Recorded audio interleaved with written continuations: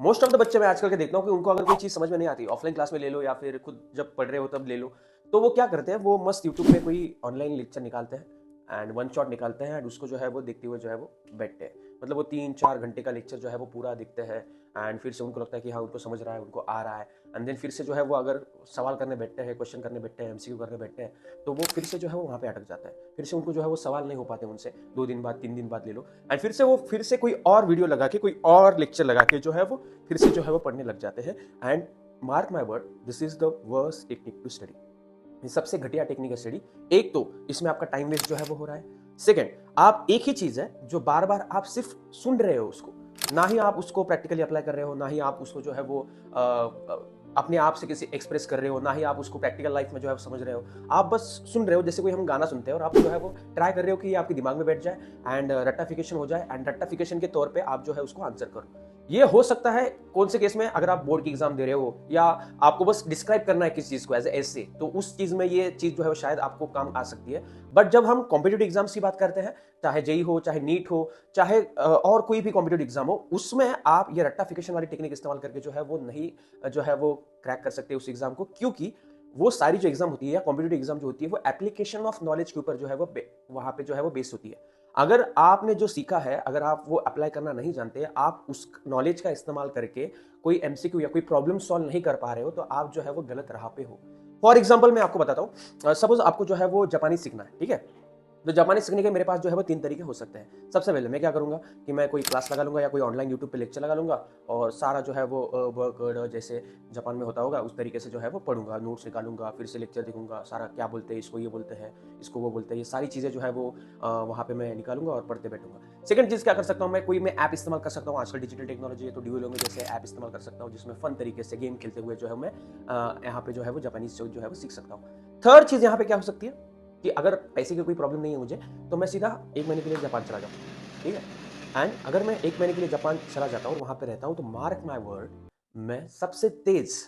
Japanese जो है वो उस 1 महीने में ही सीखूंगा, जितनी मैं 6 महीने में लेक्चर देख के या 6 महीने में ऐप का इस्तेमाल करके गेम्स खेल के नहीं सीख पाया, उतना मैं उस 1 महीने में सीखूंगा। वाई? बिकॉज जो तुम सीख रहे हो वहां पे तो तुम तुरंत अप्लाई कर रहे हो, तुरंत उसका जो है वो प्रैक्टिकल एप्लीकेशन कर रहे हो, एंड दैट्स वाई वो चीज तुम्हारे जो है वो दिमाग में रह रही है। तो अगर फिजिक्स हो, केमिस्ट्री हो, बायो हो, मैथ हो, या चाहे कोई भी सब्जेक्ट हो, अगर आप सिर्फ उसके लेक्चर देख रहे हो, उसको आप एक्टिव रिकॉल नहीं कर रहे हो, अगर आप उसका एप्लीकेशन नहीं कर रहे हो रियल लाइफ में, तो आप जो है वो उस चीज को अच्छे से सीख नहीं पाओगे। चाहे आप एक बार लेक्चर देखो, 2 बार देखो या 10 बार देखो, आपके दिमाग में वो नहीं जाने वाला है। तो इसके ऊपर क्या जो है वो हम इलाज कर सकते हैं या क्या हम कर सकते हैं, तो हम इस्तेमाल कर सकते हैं एक्टिव रिकॉल का। यहाँ पे अब्राहम लिंकन का एक कोट होता है कि वो कहते हैं अगर मुझे 6 घंटे मिल रहे हैं किसी पेड़ को काटने के लिए, तो पहले 4 घंटे का इस्तेमाल जो है मैं अपनी कुल्हाड़ी शार्प करने के लिए जो है वो करूंगा। उसी नॉलेज का, इसी एप्लीकेशन का हम जो है वो इस्तेमाल कर सकते हैं। हम क्या करेंगे भैया, अगर मुझे कोई चीज नहीं आ रही है, ठीक है, तो मैं चलो फर्स्ट टाइम तो लेक्चर देखना ही पड़ता है, वो समझना पड़ता है, तो अगर आप ऑफलाइन में समझ रहे हो तो अच्छी बात है, अगर आप ऑनलाइन में फर्स्ट टाइम देख रहे हो, समझ रहे हो उसको, तो अच्छी बात है।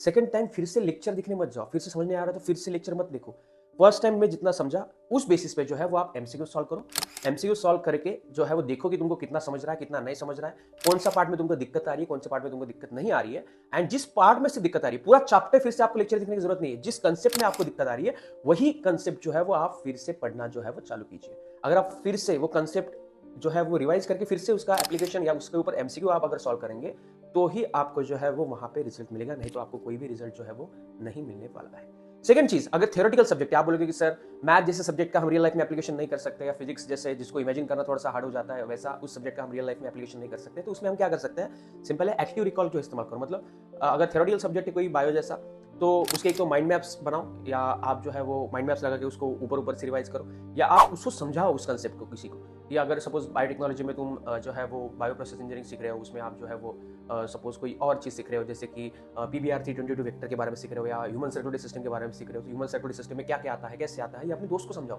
और दोस्त को बोलो कि तुम एक्सक्रीटरी सिस्टम जो है वो मुझे समझा दो। तो इससे क्या हो जाता है, इसमें इन्फॉर्मेशन का आदान प्रदान भी हो जाता है, इसमें कॉन्वर्सेशन हो रहा है। दोस्त अगर गलत हो जाता है तुम उसको करेक्ट करोगे, तुम अगर गलत हो जाते हो दोस्त तुमको करेक्ट करता है। इससे क्या हो जाता है, जितना ज्यादा हम खुद का नॉलेज एक्सप्रेस करते हैं, एज ए टीचिंग करियर में मैंने सीखा है कि जितना ज्यादा मैं पढ़ाता हूं बच्चों को, उतना ज्यादा ही मेरा नॉलेज जो है वो बढ़ता जाता है। तो this is the best technique. अगर कोई सब्जेक्ट आपके दिमाग में नहीं जा रहा है, तो जितना आपके समझ में आ रहा है उतना आप जो है अपने दोस्त को जो है वो समझाने की कोशिश करो, एंड उससे जो है वो काफी सारी चीजें जो है वो तुम्हारे दिमाग में चली जाएगी। मोस्ट ऑफ द टाइम हमको क्या लगता है ना कि इजी मेथड है कि मतलब लेक्चर देख के समझ लेना या ऊपर ऊपर से शॉर्ट नोट्स देख के पढ़ लेना, वो इजी मेथड है, तो मैं वही करूंगा, उससे मुझे फायदा होगा। एंड जो हार्ड मेथड है जिसमें तुमको खुद का दिमाग लगाना है, खुद से टाइम लिमिट में एमसीक्यू सॉल्व करना है, वो तुमको नहीं जमेंगे, this is a very hard way. तो ये हार्ड वे है, तो इसका मुझे कोई फायदा नहीं हो रहा है, मेरे से नहीं हो रहा है, लेकिन एक्चुअल में ये उल्टा होता है गाइस। अगर तुम आसान मेथड का इस्तेमाल करोगे कोई भी चीज सीखने के लिए, तो वो उतना रिटेंशन तुम्हारे दिमाग में नहीं जाएगा, उतना दिमाग में तुम्हारी नहीं जाएगी।